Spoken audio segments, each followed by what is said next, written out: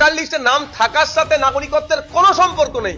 এখানকার মানুষ আতঙ্কিত। জানি নির্বাচন কমিশনের কোনো এখতিয়ার নাই এইটা খোঁজা কে ভারতীয়, কে বাংলাদেশি, কে মায়ানমারি, কে আফগানি, এই ধরনের সিটিজেনশিপ খোঁজা।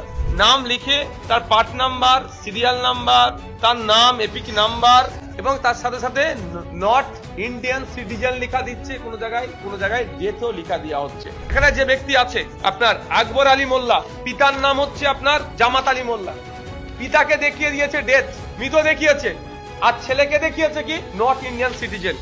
সম্পূর্ণরূপে এটা একটা চক্র চলছে, যেটা ইসিআই কে অন্ধকারে রেখে তারা কোন স্তরের মানুষজন তাদের স্ব উদ্যোগে এই ধরনের লিস্ট কম্পিউটারে বানিয়ে পঞ্চায়েতে ঝুলিয়ে বা বিডিওদের হাতে দিয়ে বা আর ঊর্ধ্বতন কোথাও লাগিয়ে মানুষকে বিভ্রান্ত করছে, মানুষকে আতঙ্কের দিকে ঠেলে দিয়ে একটা অরাজকতার দিকে ঠেলে দেওয়ার চেষ্টা করছে। সম্পূর্ণরূপে মানুষকে বিভ্রান্ত করা হচ্ছে, অরাজকতার দিকে ঠেলে দেওয়ার জন্য একটা চক্রান্ত হচ্ছে। আমি ভারতীয় নাগরিক, আমার হাতে 1954 সালের, 1972 সালের, 1964 সালের, 1947 সালের দলিল আছে, আমি বংশ পরম্পরা পেয়েছি।